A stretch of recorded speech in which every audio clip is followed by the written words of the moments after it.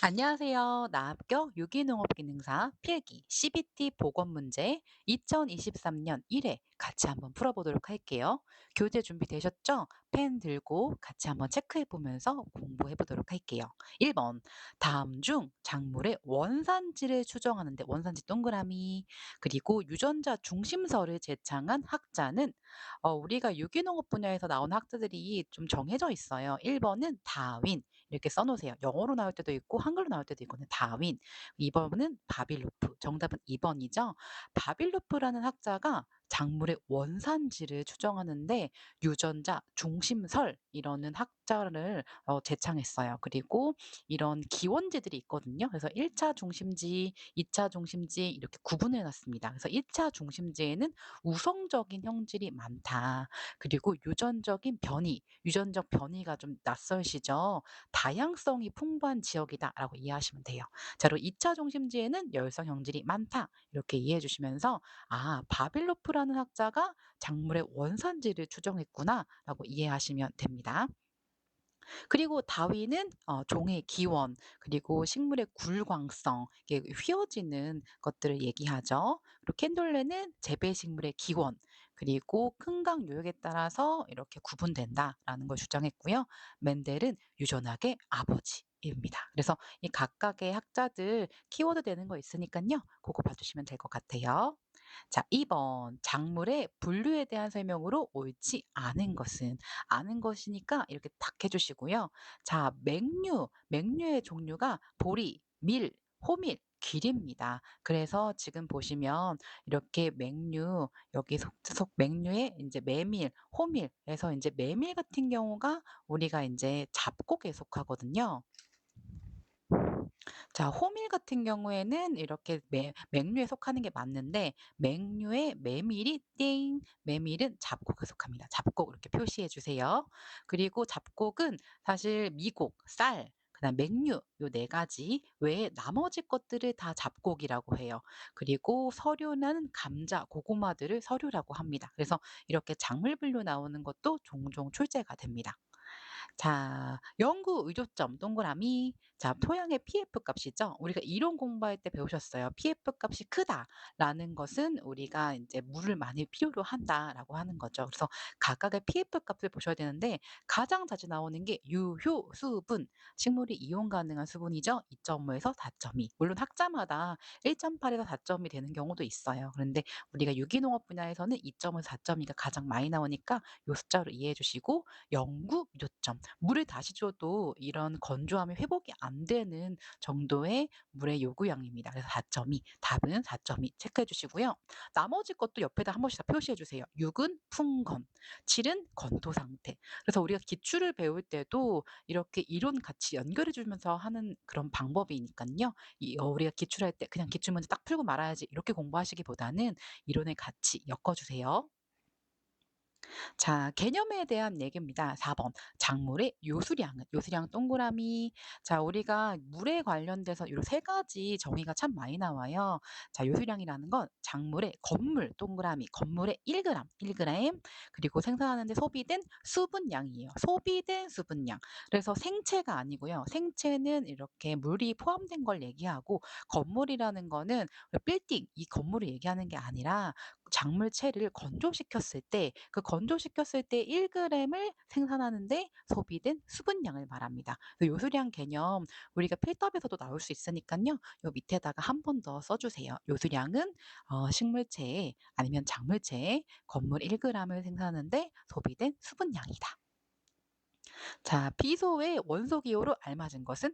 자, 우리가 필수 원소만 외웠었는데 그 외에 여러 가지 원소들도 기호가 종종 출제가 되었어요. 그래서 비소는 AS. 그리고 PB는 옆에다 써놓을까요? 납. 그 M에는 망간. 이제 최근에는 망가니즈라고 얘기를 하죠. 그리고 MO는 몰리브덴입니다. 자, 필수 원소 중 미량 원소죠. 우리가 필수 원소 총 17가지로 알고 있고 다량 원소는 9가지, 미량 원소는 8가지 이렇게 보고 있습니다. 같이 한번 읽어볼까요? 탄소, 산소, 수소, 질소, 인, 칼륨, 칼슘, 마그네슘, 황. 자, 탄소, 산소, 수소, 질소, 인, 칼륨, 칼슘, 마그네슘, 황. 이렇게 세 개씩 끊어서 읽으시면은 우리가 9개 한꺼번에 외울 수 없어요. 그래서 끊어서 외우시면은 좀 이해하기 편하시고 탄소, 산소, 수소는 우리가 광합성하거나 물을 흡수하거나 이럴 때 얻게 되는 그런 우리가 이제 이온이죠. 자, 그다음 미량 원소는 철, 망간, 구리, 아연, 붕소, 몰리브덴, 염소, 니켈입니다. 그래서 우리가 다량 원소 하나 먼저 외우시고 그다음에 미량 원소 외우시고 이렇게 하시는 게 제일 편해요. 그래서 6번에 염소, 붕소 요거 두 개가 미량 원소다라고 이해를 해주시고 자, 그다음에 다른 것들 이해해 주세요. 6번에 1번에서는 이렇게 네, 니켈이 아니라 나트륨을 고쳐주시면 됩니다. 그래서 6번의 답은 4번. 자, 7번 순무의 착색. 우리가 색깔을 나타내는 걸 얘기하죠. 그중에서 안토시아닌의 생성을 가장 조장하는 광파장은. 자, 우리가 안토시아닌이라는 색소는 자외선, 우리가 UV라고 하죠. 이렇게 에너지가 강한 그런 파장이 안토시아닌을 생성합니다. 그래서 답은 7번에 4번. 자, 8번 고무와 나무와 같은 간상수목을 높은 곳에서 발근시켜 가지고 취목 자체가 우리가 이제 공중치목 중에 그러니까 상위 부분을 얘기해요. 그중에서 공중에서 우리가 취목 이렇게 하는 방법을 고취법이라고 합니다. 고취법. 이렇게 그림을 보시면은 이렇게 관엽식물 있죠? 이렇게 관엽식물의 줄기의 겉에를 환상박피 해가지고 이렇게 뿌리를 나게 하는 게 바로 고치법이에요. 실제로 집에서도 해보실 수 있어요. 습하게만 해주시면은 거기서도 뿌리가 또 나타납니다. 자, 발화새의 정의로 알맞은 것은 자, 발화새 바로 일정 기간 동안까지의 발화율 혹은 표준 발화 검사에서 중간 조사율 이거 동그라미 그래서 두 가지가 다 맞아요. 그래서 일정 기간이 있거나 아니면은 일정 그 발화 검사했을 때 중간 조사일까지의 발화율을 우리가 발화새라고 합니다. 자, 3번 같은 경우에 파종된 총 종자수에 대한 발화 종자 개체수의 비율을 이건 바로 발아율입니다. 발아율. 자, 10번 우리나라의 원산지 작물로 나열된 것은 일본에서 바빌로프와 관련된 문제가 연관이 됐었죠. 그래서 우리나라에서 가장 유명한 것들 감, 인삼 요거 체크해 주시면 되겠죠. 그래서 답은 1번입니다.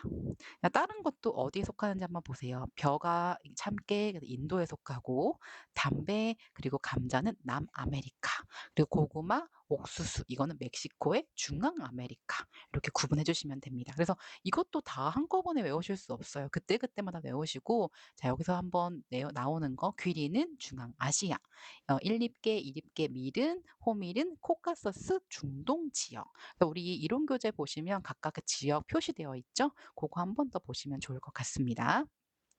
자, 11번. 해마다 좋은 결과를 시키려면 이 말이 매년 우리가 좋은 그런 과실을 생성하려면 해당 과수의 결과 습성, 바로 과실이 맺히는 습성에 알맞게 전정을 해야 되는데 잘라주는 걸 전정이라고 합니다. 전정을 해야 되는데 2년생까지 요거 체크죠. 2년생까지의 결실하는 것으로 나열된 것은 바로 핵과류를 얘기해요. 2년생은 결과 습성 핵과류. 그래서 복숭아, 자두, 매실, 핵과류 등이 있기 때문에 답은 4번이에요. 매실, 살구. 그래서 11번의 답은 4번입니다. 12번 노후와 답. 우리가 이제 논을 여러 가지로 구분하는데 노후와 답이라는 거는 우리가 논에 담수를 하잖아요. 물을 넣잖아요. 그다음에 위에 층은 한하층, 아래층은 환원층 이렇게 분화되면서 철분과 망간 이런 것들의 그런 염류가 용탈 빠져나가요. 그래서 이런 것들이 빠져나가서 이제 문제가 된다라는 거죠. 그래서 답은 여기서 결핍되기 쉬운 원소는 철, 특히 철이 많이 빠져나가기 때문에 이것들이 문제가 됩니다. 필수 원소 중에서 미령 원소에 속하죠. 12번의 답은 4번입니다. 자, 13번. 화성 유도, 바로 꽃이 피게 되는 성질을 유도하는데 저온, 장일이 필요한 식물들이 있어요. 그럴 때 그 대체 효과를 갖는 생장 조절제로 적합한 것은? 자, 우리 생장 조절제 5가지 있었죠? 오옥신 이렇게 쓰기도 하고 옥신 이렇게 쓰기도 합니다. 옥신, 지베렐린, 사이토카이닌, 같은 말로 시토키닌, 에틸렌, 아브시스산, 이게 5가지가 있는데요. 그중에서 저온 장애를 대체하는 그런 생장 조절제, 바로 지베렐린입니다. 따라해 볼까요? 지베렐린. 자, 14번. 식물의 생산량은 가장 소량으로 존재하는 무기성분, 바로 미네랄 이런 것들 얘기하죠. 우리 필수원소들. 이거에 지배받는 최소율의 법칙을 주장한 학자는 바로 라이비그, 봐도 이렇게 1번이에요. 그래서 각각 학자마다 주장하는 게 있는데 이 학자는 생산량을 우리가 할 때 가장 적은 그런 원소, 무기 원소들에 의해서 영향을 받는다라고 주장했습니다. 자, 15번. 토양의 입단 구조를 파괴하는 요인으로 가장 옳지 않은 것은? 입단 구조는 떼일 구조죠. 그렇기 때문에 우리가 심하게 땅을 가는 경운을 하거나, 그리고 입단의 팽창, 토양 알갱이가 갑자기 팽창하거나 갑자기 줄어들거나, 그리고 나트륨이 있죠. 소금기름을 첨가하면은 입단이 파괴됩니다. 그런데 피복 위에다가 멀칭 같은 걸 해주게 되면은 그런 것들이 우리가 입단 구조를 보호하게 되는 요소들이죠. 이번에는 입단 구조 파괴하는 게 나왔다면 다음에는 입단 구조 형성하는 게 나올 수 있으니까 요것도 한 번씩 봐 주세요. 자, 16번. 작물의 온도가 가장 낮은 것은? 자, 우리가 과채소 있죠. 과채류, 멜론 같은 거, 수박 같은 거는 에너지가 굉장히 많이 쓰이는 그런 작물들이죠. 그런데 호밀 같은 경우에는 유럽에서 많이 키우잖아요. 그래서 최저 온도가 굉장히 낮습니다. 그래서 호밀 한번 체크하시고요. 완두도 한 번씩 체크해 주세요. 완두도 우리가 봄철에 가장 빨리 파종하는 콩가 작물이에요. 자, 호밀 답은 16번에 2번입니다. 자, 17번. 산성 토양. pH가 낮은 데서도 굉장히 잘 자라는 작물들이 뭘까요? 했을 때 가장 대표적인 감자 있죠? 이것도 내산성 작물의 종류도 굉장히 자주 나오는데 강한 것부터 오늘 한번 볼게요. 자, 벼. 그리고 밭벼. 우리가 우리나라에서는 논벼를 참 많이 하죠. 전통적인 벼들은 또 밭벼에서 키우기도 하고요. 귀리, 바로 오트밀이죠. 루핀, 토란, 아마, 기장, 땅콩, 감자, 보무, 호밀, 수박, 철쭉. 자, 그래서 철쭉 우리가 꽃을 보러 갈 때도 여기가 철쭉이 잘 피는 곳은 산성 토양일 수도 있겠구나. 산성 토양에서도 철쭉은 강하구나라고 이해를 해주세요. 자, 그리고 약한 걸 생각해 보시면 콩가 작물이 많아요. 특히나 알파파, 자운형, 콩, 팥 여기 딱 끊어주실까요? 팥까지 콩가 작물이고 시금치도 산성에 굉장히 약합니다. 자, 보리도 자주 출제돼요. 보리도 체크 한번 해주세요. 상추도 체크 한번 해주세요. 자, 18번. 양이온 치환 용량 CEC에 대한 설명으로 옳은 것은? 자, 토양이 양이온 플러스 이온이죠. 이런 것들을 치환, 같은 말로 교환이라고 합니다. 이런 것들이 증대되면 보비력이 어떻게 되죠? 증가하죠. 보비력은 뭐냐면 비료를 보유할 수 있는 능력입니다. 그래서 1번은 보비력이 증가된다라고 고쳐주시고, 그리고 2번 양이온 치환 용량이 증대되면 토양 반응의 변동에 저항하는 힘이 증가가 되겠죠. 그래서 양이온 치환 용량이 높은 토양이 좋은 토양이다라고 이야기합니다. 그래서 답은 3번. 양이온 치환 용량 CEC가 증대가 되면 비효, 같은 말로 비료 효과가 오래 지속됩니다. 그래서 우리가 토양 검정하실 때 이 CEC 값을 확인해 보시는 게 되게 중요해요. 그래서 답은 18번에 3번입니다. 자, 19번. 식물이 한여름철을 지낼 때 생장이 현저히 쇠퇴하고 정지하고 심하면 고사, 죽게 되는 현상이 바로 하고 현상입니다. 영어로는 summer stress라고 해요. 그래서 대부분의 이제 주로 나타나는 게 목초들 있죠. 우리가 소가 아니면은 가축들이 먹게 되는 목초들이 보통 난지형 목초 말고 한지형, 이 같은 말로 북방형 목초입니다. 그러니까 겨울철에 잘 자라는 목초들이 여름철에 되면은 생장이 쇠퇴하고 정지하고 싱하면 황화 노랗게 뜬다는 거죠. 그리고 고사하게 되는 게 바로 목초의 하고 현상, 이런 것들이 답입니다. 19번에 1번. 자, 배출량에서 독성, 동그라미 독성이 있고 산성비를 유발한다. 산성비 대부분 유발하는 게 아황산가스예요. 아황산가스. 따라해 볼까요? 아황산가스. 자, 그리고 펜, 오존가스, 일산화탄소 이런 것들이 있고 일산화탄소 같은 경우에는 캠핑하실 때 무생, 무취, 유독성 가스 때문에 큰일 나는 경우가 많죠. 그래서 각각의 유해가스의 그런 특징들을 알고 계시면 됩니다. 자, 21번. 습도가 높은 아주 습한 상황을 얘기하죠. 대기 중에 토양을 놓아두었을 때 대기로부터 토양이 탁 달라붙어서 흡착되는 수분으로서 마이너스 3.1 메가파스칼. 요거 한번 체크해 볼까요? 자, 우리가 이 기능사 이론에는 사실 이 정도의 단위는 잘 나오지 않는데 우리가 유기농 기사에는 이 정도 단위가 나와요. 그래서 요거 단위를 같이 보면서 아, 이건 흡습수에 대한 수분 포텐셜의 그런 범위구나라고 같이 한번 알아두세요. 아시겠죠? 마이너스 3.1 메가파스칼은 흡습수다. 자, 22번. 1차 광물의 풍화에 대한 안정성이 큰 순서대로 나열한 것은? 자, 그러니까 풍화, 부시는데도 남아있는 안정성이 큰 수들은 가장 큰 석영이죠. 크리스탈입니다. 석영, 운모, 각섬석, 감람석. 이렇게 이해해 주시면 됩니다. 자, 퇴비의 문제입니다. 질소를요, 6kg per 10R. 10R는요, 300평이에요. 300평에다가 6kg의 퇴비를 주려고 할 때 시비해야 할 퇴비의 양은 자, 여기서 단 퇴비 내 질소 함량이 4%래요.